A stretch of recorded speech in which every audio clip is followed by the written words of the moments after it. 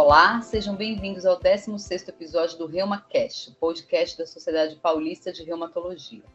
Hoje vamos conversar sobre espiritualidade nas doenças reumáticas e autoimunes.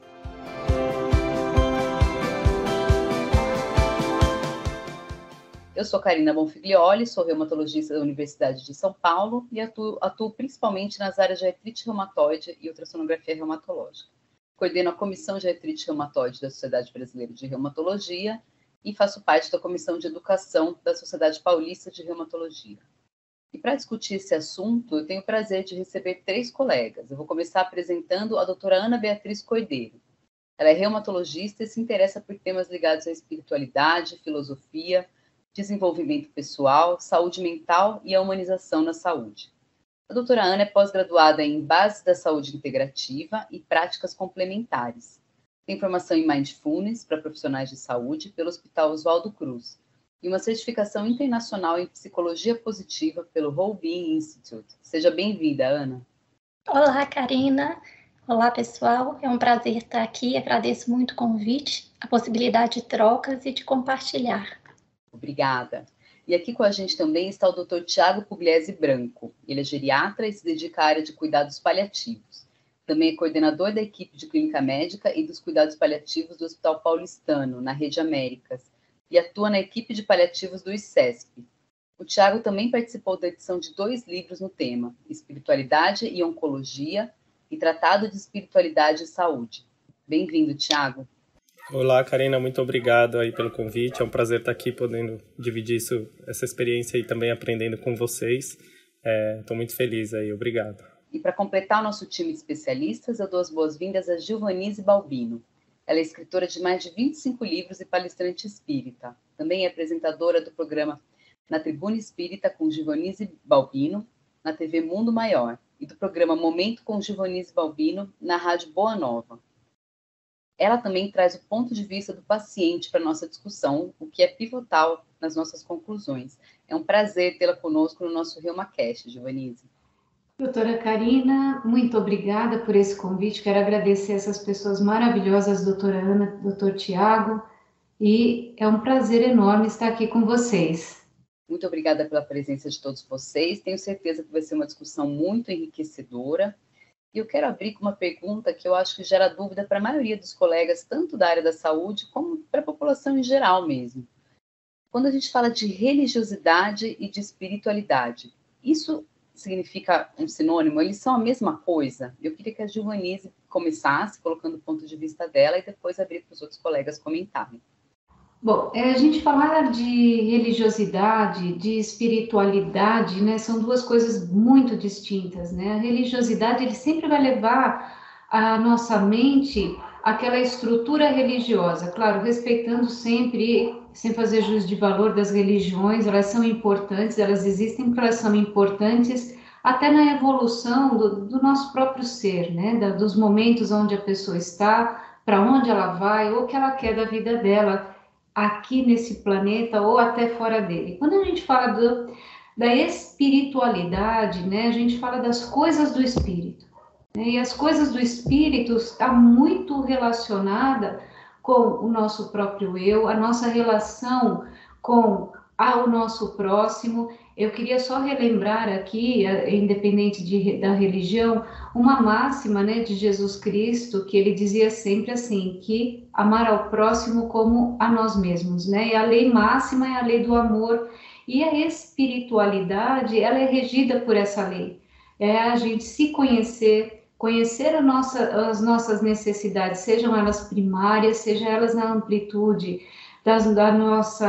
da nossa vivência aqui nesse planeta, e a relação com que a gente consegue exercer essa relação de amorosidade com o nosso próximo. E o nosso próximo é quem está muito mais próximo de nós, né? Não é só quem está fora da nossa esfera, da nossa atuação. Nosso próximo é aquele que também é o espelho da nossa alma, né? Do momento em que a gente se relaciona com essas pessoas. Então, religiosidade, na verdade, ela vai tender às religiões, mas a espiritualidade vai tender, sim, as coisas do nosso espírito, as coisas do nosso coração e a evolução, que na verdade nós estamos aqui nesse planeta para nós evoluirmos e realmente nós sermos seres melhores do que nós fomos em dias anteriores. Com certeza, doutora Karina, é isso. Perfeito, Giovanise. Eu acho que é meio o conceito de como viver a vida, né? Está mais relacionado com a espiritualidade, não necessariamente ela está ligada a dogmas ou a estruturas religiosas, né? Uma coisa que transcende. Eu vejo dessa forma também. Queria saber se a Ana e o Tiago gostariam de comentar alguma coisa nessa definição.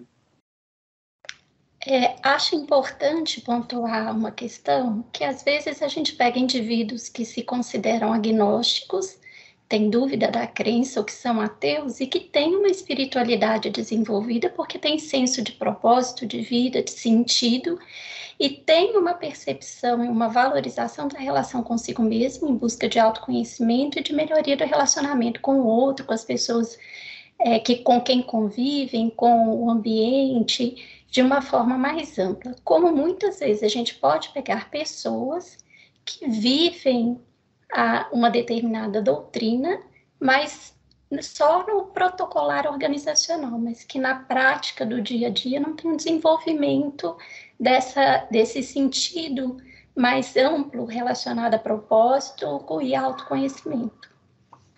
Essa contradição que sempre vem à tona, né, Tiago? Como que você vê isso?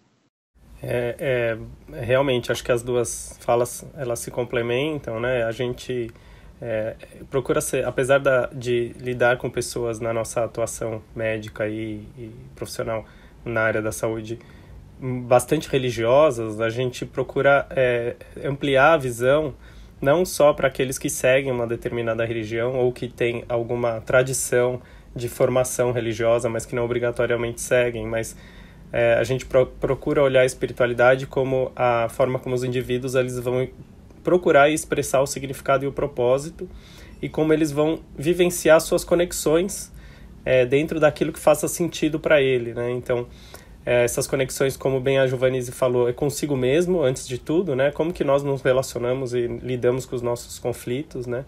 Com os outros, com a natureza e com o sagrado, né? Que seria aquela entidade que a gente se relaciona de forma espiritual, aí, digamos, uma forma não física, e que algumas pessoas vão acreditar e outras podem não acreditar, mas é um conceito amplo.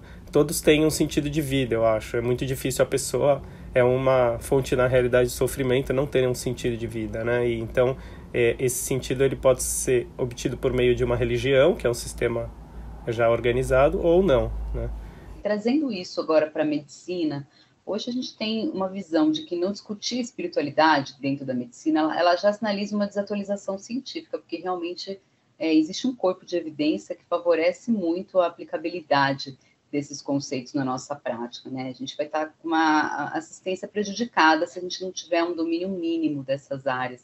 Então, trazendo para esse aspecto, daí queria que a Ana começasse a comentar e em seguida o Tiago. Quais seriam os benefícios da espiritualidade e da religiosidade, né, na saúde física e mental? Bom, na literatura a gente tem alguns compilados de achado de pessoas com alta religiosidade e espiritualidade desenvolvida com bons desfechos de saúde, melhor percepção de bem-estar, melhor incorporação de hábitos mais saudáveis, eles são mais adesivos, né, a exercício físico, boa dieta, evitar tabagismo, abuso de álcool e drogas, tem uma conexão melhor consigo mesma e com as relações são mais preservadas. E tem também uma questão de reduzir a frequência ou um melhor desfecho para determinadas doenças extremamente prevalentes, né? Hipertensão arterial, doenças, eventos cardiovasculares, outros, tem alguma relação com redução do impacto de doença crônica relacionada à dor crônica e doença autoimune. Então, tem várias coisas na literatura pingando nesse sentido, né, sendo bastante exploradas com relação a esses benefícios. Excelente. Então, até do ponto de vista preventivo, né, Ana? Não só do ponto de vista do paciente, né, que já tem uma condição estabelecida. Tiago, você quer acrescentar alguma coisa? Sim, eu acredito que existem duas principais maneiras que eu acho que a questão espiritual religiosa ela acaba interferindo nos desfechos da saúde, né? Eu entendo que há uma relação muito forte entre seguir alguma religião e adotar certos comportamentos de estilo de vida que são saudáveis, né? E existe também a questão do bem-estar espiritual, que está diretamente relacionado com a saúde mental e com a forma como nós vamos lidar com determinadas condições crônicas que possam prejudicar a nossa qualidade de vida, a nossa funcionalidade e até mesmo interferir nos planos de vida que nós temos, pois algumas enfermidades acabam limitando a nossa expectativa de vida e alterando os planos que cada um tem. E a partir disso, a gente vai ter... A maioria dos estudos, é muito difícil você fazer um estudo de forma muito fina, do ponto de vista metodológico, randomizado, duplo cego, a respeito desse tema. Mas você tem evidências que mostram, por exemplo, que o paciente tem melhora de dor com práticas como oração e meditação, e que até dentre os tratamentos não farmacológicos, a oração é um dos que é mais citado como útil no sentido de controle álgico de pessoas com dores crônicas, né? E por aí a gente pode usar esse raciocínio com uma série de outras enfermidades crônicas aí, e assim por diante. Ótimo, Thiago. Mesmo no dia a dia, a gente acaba tendo a impressão de que o paciente que tem uma espiritualidade desenvolvida, ele tem algumas questões relacionadas ao lidar com o problema, né, a própria resiliência mais desenvolvidas também, né? E trazendo isso também para o dia a dia do médico, como vocês abordam essa questão da espiritualidade, da religiosidade na prática hospitalar e ambulatorial? Vocês consideram que são as maiores dificuldades, os desafios? Aí eu queria a opinião de vocês, primeiro a Ana e o Thiago, do ponto de vista médico, e queria que a Giovanice comentasse também um pouquinho com o paciente, né? Como ela vê a abordagem por parte do médico desses aspectos e o que ela sugeriria como paciente, de repente, que poderia incrementar, melhorar aí a nossa prática. Algumas vezes abordar esse tema nem é tão difícil assim, quando o paciente já expressa espontaneamente a fé dele, a crença dele, e então você consegue já estabelecer uma conexão para ele te dizer, né, quais são as coisas que dão sentido e propósito para ele, no que ele busca esperança, quais são as práticas que ele utiliza no dia a dia dele de forma individual, se ele participa de algum culto coletivo ou não, e se ele enxerga que isso é um recurso extra para cuidar da saúde dele, né? Outras vezes, isso não vem expresso de uma forma espontânea, e é preciso uma sensibilidade para você estar atento à escuta, para perceber o melhor momento de fazer essa indagação, né?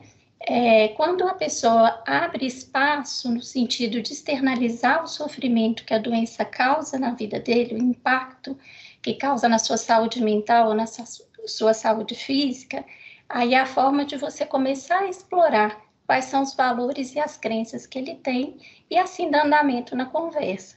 E na medida que a gente vai conversando, trazer os apontamentos que a gente tem da literatura com relação a esses benefícios, né, de fortalecimento das conexões, da rede de apoio, do senso de pertencimento, e como recurso para induzir relaxamento e lidar melhor e gerenciar melhor o estresse causado pela doença.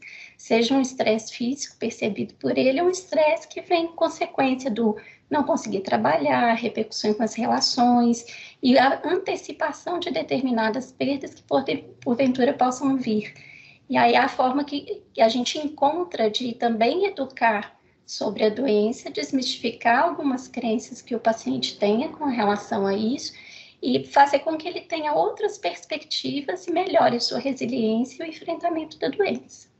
Excelente, vocês tocaram em 2 pontos que eu considero muito importantes e centrais aqui nessa edição do podcast, né? Um é a abordagem do paciente crônico, que tanto você como geriatra, como a Ana como reumatologista, sabem que isso expõe o paciente a um processo, a uma fragilidade mesmo, né? É um processo que ele vai ter que lidar, que ele tem que desenvolver ferramentas para lidar com isso a longo prazo. E hoje os pacientes têm um acesso muito grande à informação, então eles já têm digamos assim, uma projeção do que pode acontecer muito mais, às vezes, fatalista, com o tipo de informação que eles acabam tendo acesso. E o outro ponto que você colocou super importante, Tiago, é realmente como a gente pode fazer essa abordagem sem deixar com que a nossa relação com a espiritualidade se sobreponha ao paciente, né? Porque é exatamente como você falou, se por um lado você não pode ignorar o que existe de evidência, você também não pode partir com muita sede ao pote, vamos dizer assim, né? E muito diretamente ali no paciente que ainda não abriu aquele espaço. Então, acho que por ser uma coisa de fora muito íntimo, ele passa por um processo, primeiro, de você ganhar uma certa intimidade, de você perceber a abertura, de você saber como abordar, né? Aquela pessoa, às vezes, muito técnica, que você percebe que é mais cética, né? Talvez tenha que abordar mais no sentido, como, por exemplo, o trabalho com mindfulness, que a Ana faz, alguma coisa nessa linha. Então, perceber essas pistas que o paciente dá, né? Eu vejo isso muito no paciente crônico, a gente acaba criando um vínculo, às vezes, até de amizade, né? Vocês sabem bem disso, porque todos vivem essa realidade aqui. E daí eu quero agora trazer, então, um ponto de vista da Giovanise, que eu acho que é super importante para a gente ter essa visão, né? Para os colegas entenderem como que vocês sentem isso, Giovanise, como que o médico pode aprimorar essa abordagem no seu ponto de vista. Bom, assim, foi muito útil ouvir a doutora Ana, o doutor Tiago colocando o ponto de vista, né, na cadeira do médico. Agora, quando a gente vai procurar o médico, né, a figura do médico, o ser humano médico, quando a gente é diagnosticado, né, quando a gente leva os exames e o médico olha no seu olho e fala, olha, você tem uma doença rara, né, você tem uma doença que não tem cura. Primeiramente, o que acontece com a gente, com o nosso mundo interior? Ele vai ao chão, a gente vai ao chão. Essa é a realidade. Se destrói qualquer crença, se destrói qualquer sentimento que você tenha de equilíbrio, porque vem aquela condição, Deus, por que comigo? É um castigo, uma realidade, é um momento, é uma passagem, por quê?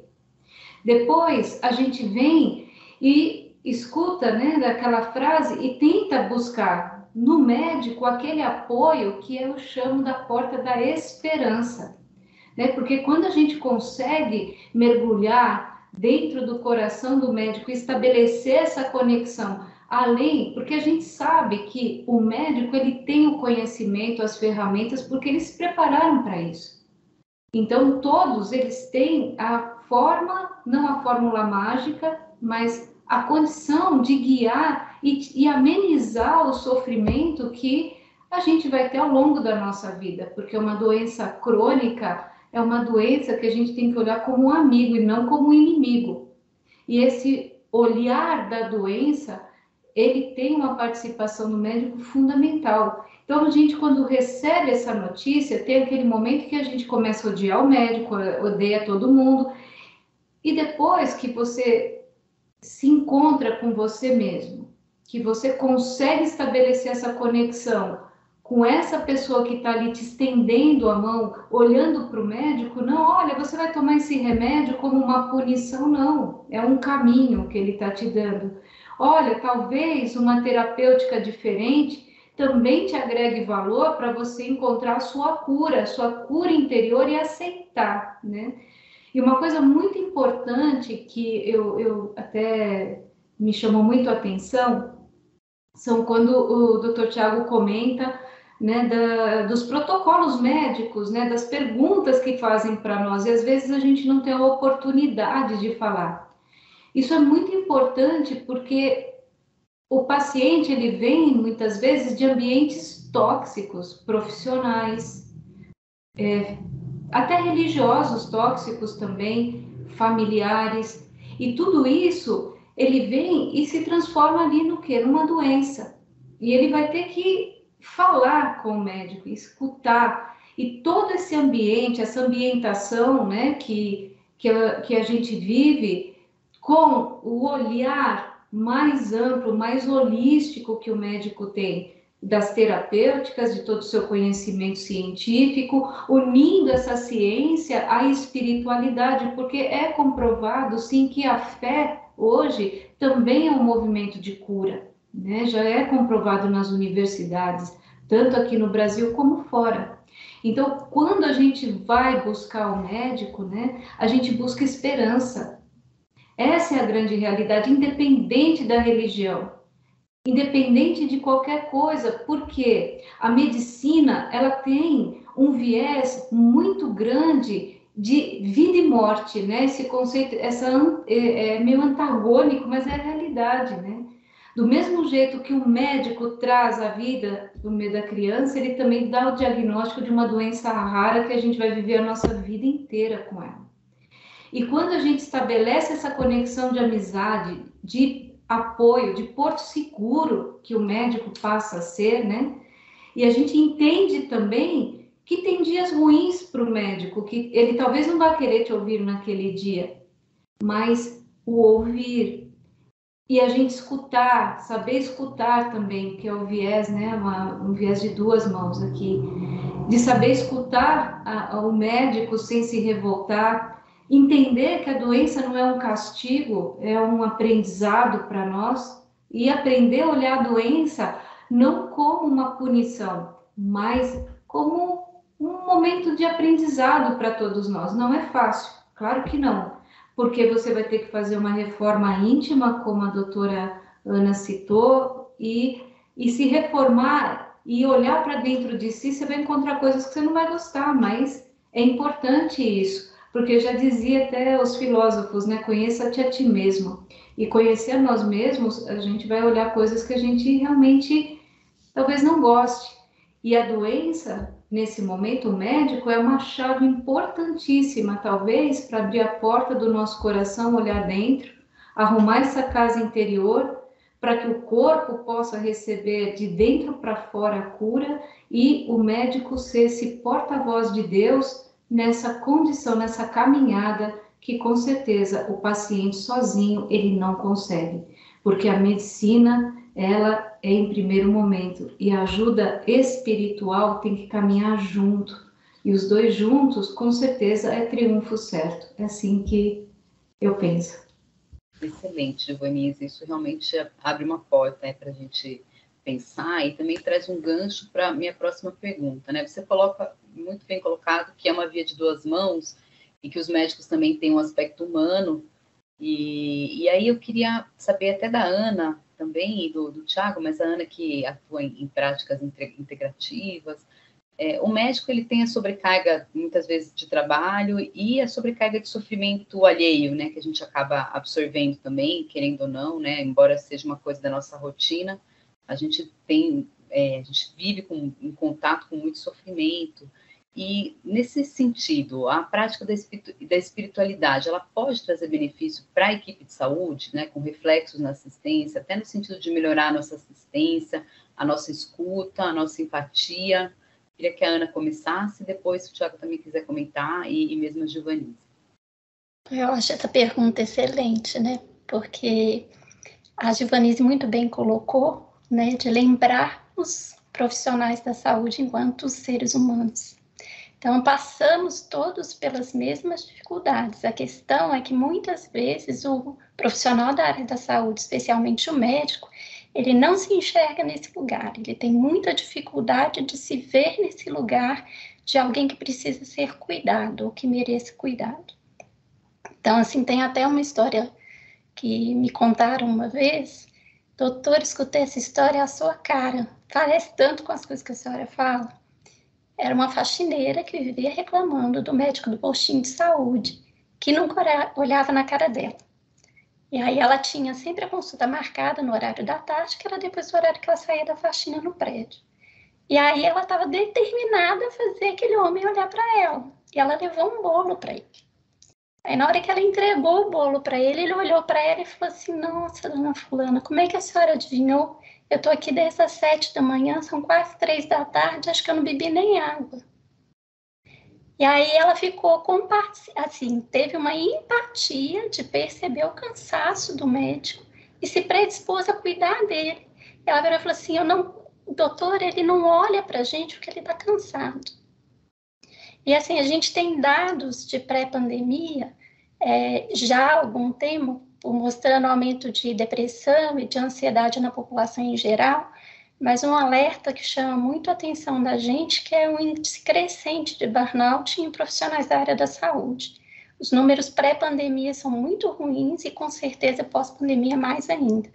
Assim, os índices e as escalas usadas são variáveis de um estudo para outro, mas, na média, elas estão muito próximas de 50%, e alguns estudos batendo 80% para determinadas especialidades, que lidam com emergência, com cuidado primário, oncologia, oncopediatria, cuidados paliativos. Então, assim, a gente precisa desenvolver um olhar de autocuidado e aprender a fazer isso conosco. E aí que eu acho que as práticas integrativas e assim, eu tenho um viés com mindfulness muito grande, que são ferramentas muito importantes e bastante úteis para a gente desenvolver esse autocuidado. Quando você se transforma, inevitavelmente essa transformação transcende o cuidado com assistência. E a gente tem dados objetivos de literatura que, quando isso é bem desenvolvido, o médico ou outro profissional da área da saúde, porque os estudos com médicos são escassos, a gente tem mais estudos com enfermeiros, com fisioterapeutas e menos com médico. Mas eles mostram que você tem uma melhor utilização de recursos da saúde, melhor percepção de cuidado, melhor gerenciamento do cuidado em si, redução de custo, inclusive. Então, são ferramentas que a gente tem acessíveis, com baixo custo, que ajudam com mindfulness, por exemplo, a gente tem dados, o que a gente tem de evidências, né, com esse impacto em saúde física e mental. Tem alguns trabalhos que correlacionam práticas meditativas diferentes com algumas práticas de oração, que tem os monges beneditinos, por exemplo, eles têm uma prática de oração que eles chegam a um estado de relaxamento muito parecido com o que a gente vê nas práticas meditativas orientais. Então, o mindfulness ele veio para tirar essa questão religiosa, filosófica, repetir o passo a passo para induzir esse estado de relaxamento. E aí a gente tem um desacoplamento, né, do sistema de luta ou fuga, que está super ativado no estresse crônico, para induzir o estado de relaxamento e tende a tornar não só a nossa saúde física, diminuir, melhorar a pressão arterial, tem alguns estudos com inflamação, mostrando redução das vias pró-inflamatórias, alguns trabalhos começando a falar de melhora da ação de uma enzima que faz o reparo genético, que a gente não sabe qual é o real impacto disso em termos de saúde, a gente vai ter que estudar mais, mas dados mostrando diminuição de reatividade, para a pessoa ser mais capaz de rever ponto de vista, perspectivas diferentes, de desenvolver compaixão com o próximo e consigo mesmo. Então, se a gente for olhar a definição das meditações, né, baseadas em atenção plena, o que ela faz? Você treina intencionalmente a sua atenção para um foco pré-definido. E aí, na medida que você vai fazendo o exercício, você vai perceber várias vezes que a sua atenção vai escapar, você vai se distrair. E aí você tem que voltar para o foco atencional que você tinha pré-estabelecido como observação. Para fazer isso, você tem que ser gentil consigo mesmo. Você vai perceber, vai ter que aceitar que distraiu e vai ter que ser gentil com você para voltar para o foco. À medida que você vai aperfeiçoando e vai saindo das práticas mais simples, de respiração, de observação de sons, você pode chegar à observação do seu conteúdo mental. E aí começar a trabalhar suas crenças, seus pensamentos estão mais presos no passado, no futuro. Qual aquele que pensamento gera que sensação no seu corpo e como é que isso externaliza? E aí começar a criar um senso de conexão maior com o presente. Né? Você leva esse espírito da atenção plena para o dia a dia. E quando você desenvolve essa atenção para a sua atividade, imagina você estar com um paciente na sua frente com a atenção completamente focada no que ele está te dizendo. A sua abertura em termos de escuta ativa, de sensibilidade, de ouvir sem julgamento, de aceitação do que ele tem para te dizer, isso é uma porta para a conexão que não tem fim.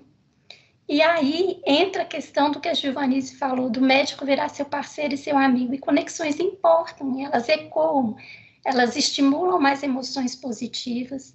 As emoções positivas são uma forma de enfrentamento, de você ressignificar as coisas. e levam também a um senso de reflexão que você pode começar a perceber o que tem de bom e não só o que tem de ruim.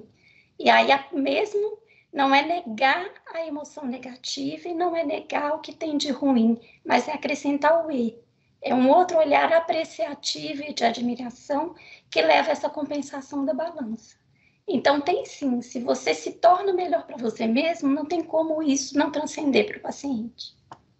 Perfeito, Ana. Realmente o que você trouxe aí são evidências inequívocas de que são práticas que têm tudo para melhorar tanto a relação médico-paciente como a nossa prática médica mesmo, que trabalha com questões que são voltadas à escuta, ao melhor entendimento, a um vínculo, a uma empatia, que não tem como vão se transmitir com a melhor assistência, né? A gente fala sempre em termos muito técnicos, quando a gente fala numa boa assistência, a gente fala em produtividade, a gente fala em diagnósticos precisos, em conhecer o melhor tratamento, em conhecer tudo que é gold standard em termos de exames e diagnóstico, mas a gente não aborda todos esses aspectos que transcendem tudo isso e que fazem uma boa relação médico-paciente. Focando agora um pouco na questão espiritual, existe uma questão polêmica que vocês já abordaram, a Giovanise já tocou um pouquinho nesse tema, da questão negativa também, da própria religiosidade. E ela envolve a questão de culpa, a questão de doença como castigo, e que isso, por outro lado, de tudo que a gente falou aqui do que pode ser benéfico, pode trazer um certo malefício no enfrentamento à doença e até, eventualmente, um malefício clínico.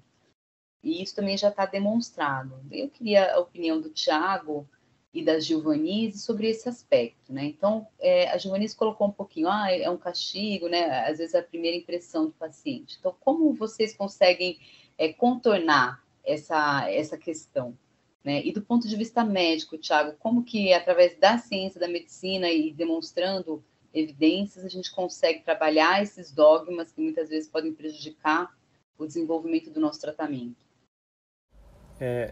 É bastante interessante esse ponto e eu, assim, fico bem provocado pelas explicações aí da Ana, porque eu acho que, atuando em paliativo, a gente tem o conceito de dor total, que é um conceito que diz que o paciente com uma condição de doença grave, muitas vezes ele tem uma dor que você não explica só pelo mecanismo fisiopatológico do sintoma. Então, assim, a gente usa muito opioide, né, e outras medicações adjuvantes para controle da dor, mas muitas vezes você aumenta o opioide e o paciente não tem nenhuma melhora, né? E aí a gente costuma dizer, né, esse conceito de dor total é da doutora Cicely Saunders, lá, que atuou na Inglaterra, fundou o hospice nos anos 60, né, já é falecida, mas justamente pode ser uma dor total, mas vários outros sintomas, como falta de ar, como eles vão com certeza ter várias dimensões, e como os pacientes eles tendem a nos reportar sintomas físicos, para eles é mais fácil traduzir aquilo como uma dor do que explicar que, na verdade, ele sente um vazio, que talvez seja uma linguagem que ele mesmo ache que nós não vamos dar muita... levar muito em consideração, né? Em relação ao sofrimento, a gente vê... O que eu vejo, assim, a literatura mostra, né? Quando a gente acessa a questão espiritual e religiosa no paciente portador de uma doença mais grave, a grande maioria das vezes ele se utiliza daquilo como um recurso de enfrentamento. Porque a religião, como a Giovanise falou, ela traz amor, ela traz fé, ela traz bons sentimentos, ela traz compaixão, ela traz um suporte não só na liturgia ali, mas também na sociedade que pratica a mesma religião. No entanto, existe a questão do castigo, existem uma série de aspectos que podem entrar até num tópico que a gente chama de diagnósticos em espiritualidade, que são sofrimentos relacionados a uma questão religiosa, né? E aí pode ser a punição por um mau hábito, por um ato errado que você fez na sua vida, então você acha que é punição por Deus, você sente raiva de Deus, você questiona as suas crenças, por que comigo, sendo que eu já sempre fui uma pessoa que praticou a religião e seguiu tudo que estava na palavra de Deus e por que eu tenho que passar por isso. E esses sofrimentos, eles são muito complexos, porque muitas vezes o paciente está inserido num contexto ali de um grupo que tem a mesma religião. E para ele é muito difícil confessar para um outro irmão da religião que realmente ele não acredita em tudo aquilo que ele sempre acreditou. E aí nós podemos assumir uma postura assim de imparcialidade. E aí talvez com um profissional da saúde, muitas vezes não é com o médico, né? Porque o médico não dá essa oportunidade, mas ele pode compartilhar isso com o técnico de enfermagem, com a psicóloga, ouve muito. E aí são questões complexas, né? Acho que a Giovanise até pode ajudar. Eu não sou um conhecedor das religiões, né? Eu valorizo acessar esses aspectos, mas eu acho que entrar em questões da tradição que aquela pessoa segue é complexo.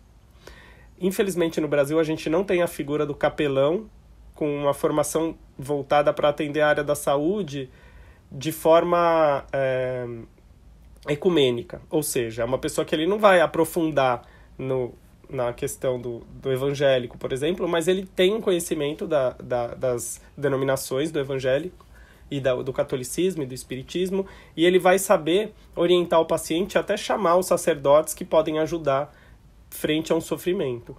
Então, o tratamento de um sofrimento espiritual, como você colocou ali, Karina, é uma coisa complexa e difícil de quem não tem um profundo conhecimento da tradição abordar, mas a gente pode identificar e pedir para que alguém ajude, né? Agora eu quero ouvir a Giovanise sobre a experiência dela e o que ela pode trazer para a gente de conhecimento nessa área. Eu achei bastante interessante quando a doutora Ana fala da autocompaixão, né? Eu acho que isso é muito importante, a gente ter a autocompaixão e também da mudança de atitude, né? Porque não adianta a gente ter a autocompaixão e a gente não fazer um exercício de mudança. Mas falando desse apoio da espiritualidade junto com os médicos, é claro, não é um papel do médico, mas ele compreender, ter essa compreensão que o Dr. Tiago trouxe aqui, dessa importância, de que a religião, né, a gente tem que respeitar porque ela é cheia dos seus dogmas e ela atende um apelo material muitas vezes, né? Então, quando a gente chega com um sofrimento, uma religiosidade enxerga de uma forma ou de outra. O espírita entende que esse momento em que a gente está passando por uma situação de sofrimento é também um produto de uma escolha que nós fizemos na nossa vida. Ou seja, ao longo da nossa existência, a gente vai escolhendo coisas e pela falta do conhecimento, a gente escolhe equivocado e essas escolhas têm uma reação. É a lei da ação e reação, né? Sobre tudo na nossa vida, inclusive no nosso sofrimento. Então, eu também sou partidária, independente da religião, que deveria existir fora, né, dos conceitos, juntar o que tem de melhor, juntar aquilo que é bom e agrega valor, para dar a mão àquelas pessoas que estão no momento da sua dor. Eu achei muito interessante quando foi falado aqui que o paciente tem uma dor, né, que ele não sabe explicar. E aquela dor, aí vem a medicação, não faz o efeito, aquela dor continua, e aí pergunta, né, ainda mais pra gente que é mulher, pergunta, o que você tem? Eu não sei te dizer, eu não sei, tá doendo. Dói aonde? Eu também não sei, tá doendo. E aí, qual é o mecanismo que tem? Então toma um remédio. Só o ato do médico oferecer aquela medicação já acionou um gatilho dentro da pessoa ou dentro do coração para a dor passar. Parece que foi aquele assopro da mamãe, né? Quando a gente é criança, que a mãe vem e assopra para a gente parar de doer. Então o médico, nesse momento, ele está assoprando a dor, mas que no fundo, né? O sofrimento, a causa primária mesmo, é a nossa escolha. E por a gente não saber escolher muito bem, né? A gente escolhe um segmento X, que naquele momento é importante na nossa vida, num outro e outro. Eu tenho um caso, eu queria rapidamente, mas eu tenho um amigo que ele foi para uma determinada religião e ele foi por causa de uma doença, né? Porque normalmente diz que a gente só evolui na Terra por 2 caminhos, né? Ou as lágrimas da dor ou o suor do trabalho, né? São as águas que nos movimentam para a gente evoluir. E ele foi para uma determinada religião em busca da sua cura. Infelizmente, uma doença sem a cura, ele tinha um câncer. E ele falou que ele deu tudo o que ele tinha de bem material para que aquilo saísse dele, porque ele era uma boa pessoa, ele praticava o bem, fazia caridade, fazia tudo, então ele não entendia por que aquela doença se estabeleceu. E pelo fato do desespero, misturando fé racional com fé irracional, ele perdeu tudo até que um momento ele parou, né? Foi em um médico, né? Que é um médico muito querido que eu tinha indicado a ele, e esse médico falou para ele assim: você parou um pouco e ao invés de você procurar a cura no exterior, você tentar curar dentro de você? Foi essa frase que o médico disse. Foi o gatilho da transformação. O médico não foi talvez o capelão, ele não foi o religioso, mas ele foi aquele anjo bendito que Deus coloca no caminho de uma forma diferente para guiar as nossas vidas, ou levar até o coração da doutora Ana para que ela levante a bandeira e fale: olha, talvez tenha um caminho diferente, ou o doutor Tiago, ou seja, qualquer um que possa indicar um caminho para a dor sair de dentro de nós. E o mais importante é a gente vencer o preconceito, porque toda dor, todo sofrimento, toda doença, ela também é regida por muito preconceito. Às vezes a gente não fala que dói, né? A gente busca o mecanismo da medicina, o médico, para que ele possa também, volto a dizer, ouvir que algo dói, mesmo que a gente não saiba o quê. E o que dói, na verdade, é o nosso espírito, buscando simplesmente a gente ser melhor do que a gente foi no dia de ontem, e que é muito difícil essa trajetória. Obrigada, muito obrigada por esse relato, Giovannice, incrível mesmo. E eu queria trazer um pouquinho a discussão para a questão dos cuidados paliativos, né? Quando a gente fala de doenças crônicas, às vezes de evolução progressiva, em algum momento essa abordagem é necessária.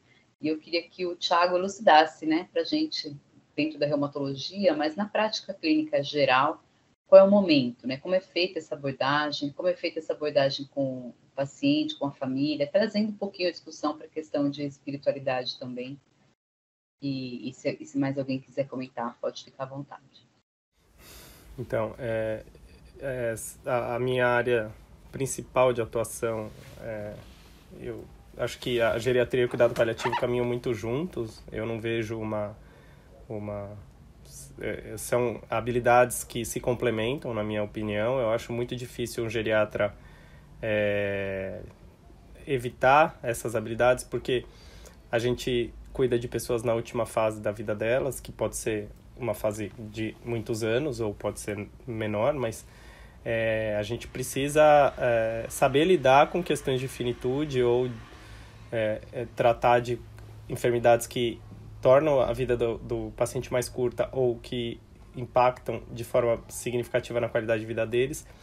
E aí a definição do cuidado paliativo para essas pessoas, você oferecer uma abordagem multiprofissional que objetive a prevenção e o alívio do sofrimento, não só físico, mas físico, psíquico, social e espiritual.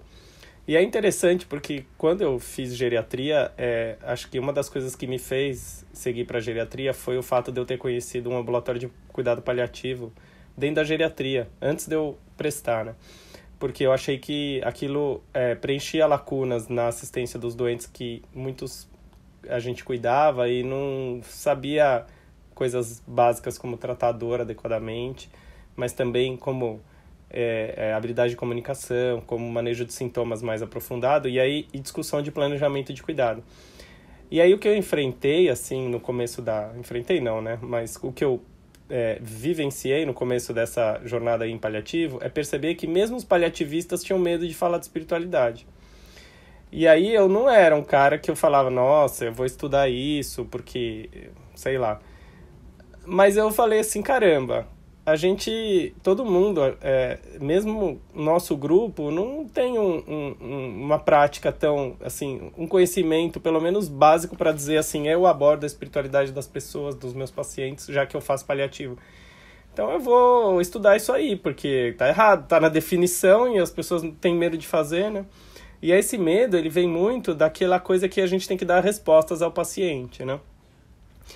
E aí, demora anos para você ler um monte de coisa e você... porque acho que o paliativo é uma coisa que a Karina sabe, mas assim, eu me formei em 2003, né? E eu acho que a geração nova de médicos está diferente, bem diferente. Mas assim, basicamente, nossa formação era indicar procedimentos, invadir o paciente, dar remédio, assim, a gente...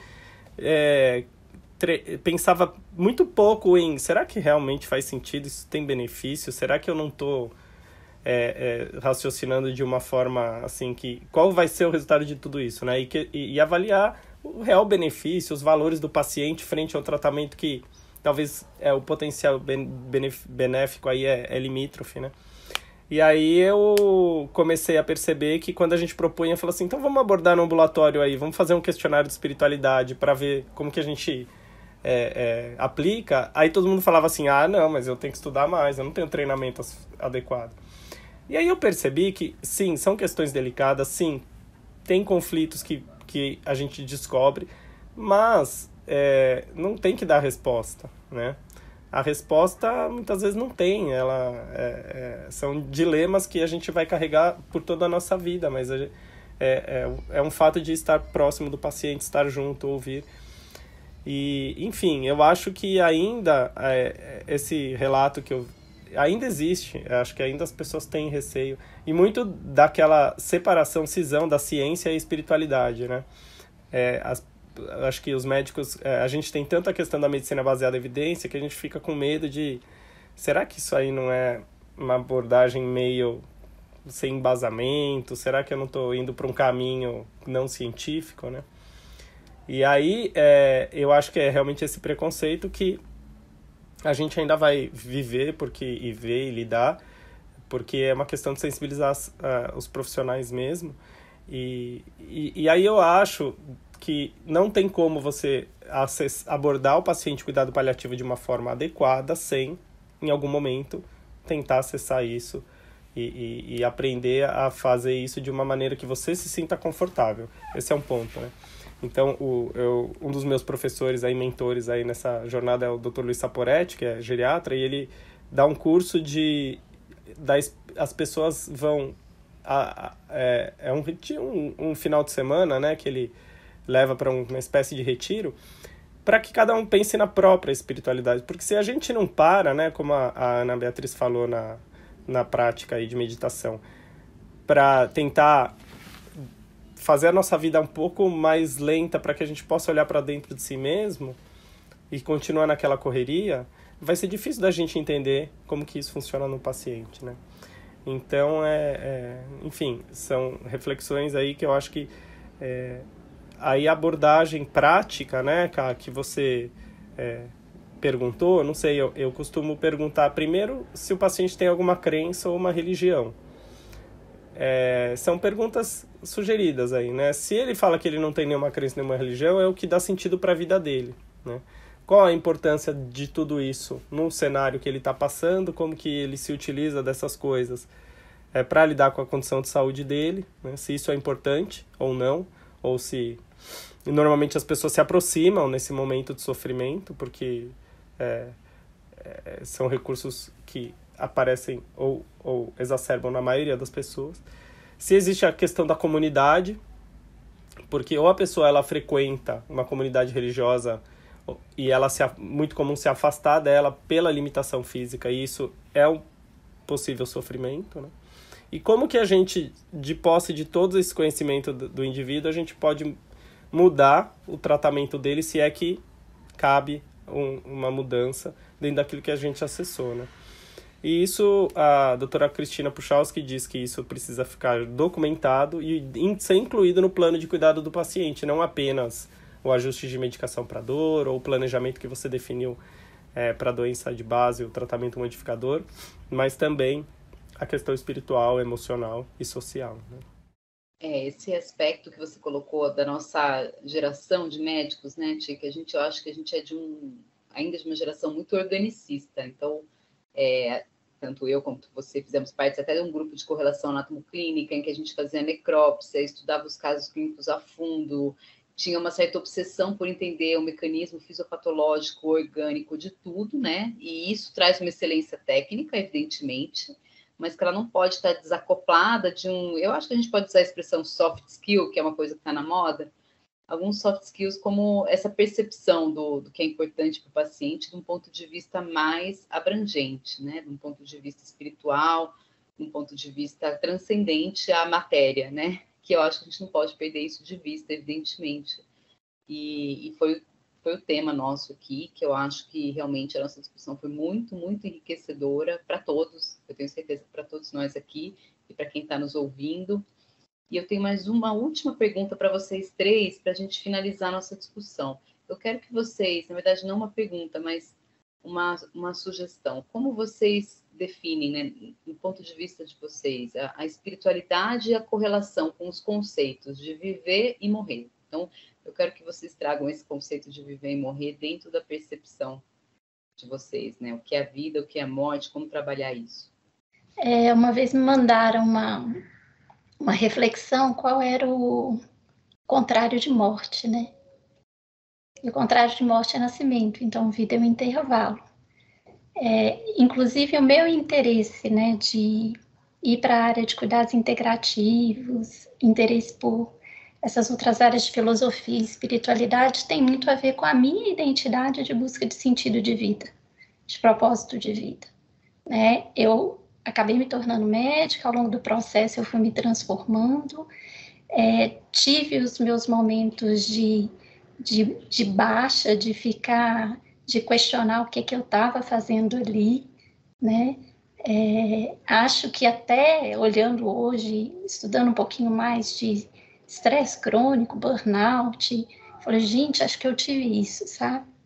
E eu me vejo, eu fui muito bem acolhida, eu dei muita sorte, porque eu tive excelentes professores, preceptores que me influenciaram profundamente, não só pelo acolhimento que eles fizeram comigo, mas pela forma como eles cuidavam dos outros. E aí você inicia um caminho que não para mais, né? Eu acho o nosso paciente reumatológico extremamente complexo. Né? É um pacotinho de complexidade biológica, né? A gente até brinca, quando não sabe o que tem, chama o reumato, o hemato e o neurologista, né? Porque alguém dá a solução, né? Daí vai sair.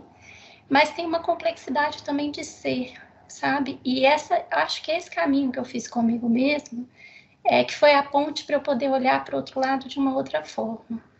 Então, como é que eu vejo isso? Então, para mim, né, vida é o caminho.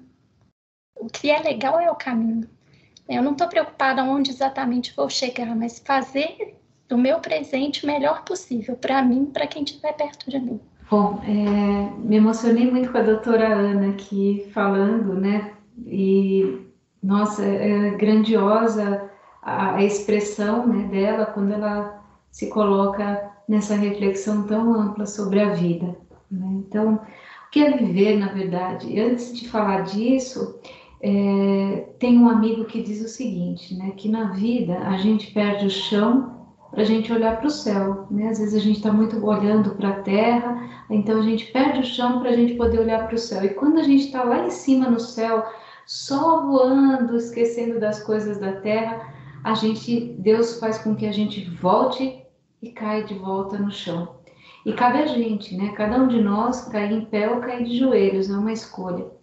E nessa trajetória da vida, porque eu acredito que não existe morte, né? A vida continua no além-túmulo, né? A vida não é uma só, a gente não está aqui de passagem, não está aqui por acaso, não existe acaso. Talvez a gente não tenha a vida que a gente deseja, mas a gente tem a vida que a gente precisa ter, com as pessoas que a gente precisa ter, com as doenças que a gente precisa ter, que também são os professores diferentes que vêm para ensinar a nossa vida, ampliar a nossa cabeça e realmente fazer com que a nossa trajetória, às vezes seja pesada, às vezes seja mais leve. e que a gente aprenda a escolher muito melhor. Então, a vida é realmente esse grande aprendizado. Vez ela é um hospital, vez ela é escola. E cabe a gente escolher se nós vamos ficar mais tempo no hospital ou mais tempo aprendendo com as coisas da vida e dando valor ao que a vida dá para cada um de nós, né? Se hoje a gente está temporariamente doente, amanhã, quem sabe, não sei, a gente pode ter a cura. E como eu não creio na morte, que a vida continua, eu simplesmente creio que os nossos amores não morrem, eles só partem antes de nós, e a gente um dia também vai partir e continuar nossa história nessa vida e em outra vida, e encontrar todos aqueles que a gente amou e que fez conexões significativas, como conexões como essas, que a gente tem que agradecer e levar no coração. É difícil depois da fala de vocês ainda fica pior ainda, assim, a gente se inspirar, mas eu acho que a espiritualidade, uma vez que ela diz respeito a o que de fato faz sentido para nossas vidas e o que de fato é importante, ela está estritamente relacionado com o viver, né? Às vezes a gente leva a nossa vida de uma forma que a gente faz uma série de coisas, mas quando a gente faz uma reflexão profunda se aquilo tudo de fato é importante, às vezes parece que a gente está separado do que é. E o morrer, eu acho que é uma etapa do viver, né? E a questão do morrer, a gente em paliativo sempre ouve uma frase que eu não sei quem é o autor, mas que as pessoas morrem como elas vivem. Então você vê pessoas em extremo sofrimento e a gente fica naquela luta de tentar aliviar, e a gente sofre porque é muito difícil permitir ou auxiliar uma morte confortável. E muitas vezes nós refletimos que a gente talvez está tentando algo que está além do da nossa capacidade, porque aquela pessoa muitas vezes ela está vivendo o processo do morrer da forma como ela viveu, e é muito simplista achar que uma intervenção nossa ou uma medicação vai oferecer o conforto. Então eu acho que o tabu da morte, ele é muito presente na nossa sociedade, eu acho, porque em parte as pessoas também se distanciaram graças à tecnologia que a medicina oferece, em parte porque também essas pessoas elas se separaram da espiritualidade delas, porque todas as religiões elas usam recursos semelhantes para enfrentar isso do morrer, essa questão do morrer. E eu até acho que hoje em dia a maioria das religiões também evita falar desse assunto, e por isso que é mais difícil ainda a gente acessar tudo isso. E ser médico, eu acho que nos dá o privilégio de aprender com os outros. E a gente pode refletir sem julgamento, porque só aquela pessoa que está vivendo aquele problema sabe o que é passar por aquilo, né? Mas você vivencia a experiência de sofrimento dos outros e você leva aquilo para o que você poderia extrair de aprendizado e da sabedoria daquela pessoa que viveu e que lutou de forma às vezes muito brava com aquela condição. Então é essa reflexão aí que eu deixo, e eu adorei participar, e vocês foram sensacionais aí. E obrigado, Karina. Uau! Sem palavras aqui, gente. Vocês trouxeram realmente um ponto de vista luminoso para um tema difícil, como o Thiago colocou, um tabu, né? Vocês trataram com naturalidade, com leveza, cada um dentro do seu ponto de vista, cada um dentro da sua prática, cada um dentro da sua situação, dentro desse contexto. Então, eu acho que foi realmente uma discussão muito enriquecedora, superou, eu acho que as nossas expectativas aqui para esse tema, tá? Realmente trouxe muita luz para isso. Então, eu agradeço muito a presença de vocês três. Foi realmente incrível. Não tem uma palavra melhor. E você, ouvinte, se gostou desse episódio, fica a nossa sugestão para que compartilhe com seus amigos. Também nos siga nas redes sociais, sempre com a identidade Reumatologia SP.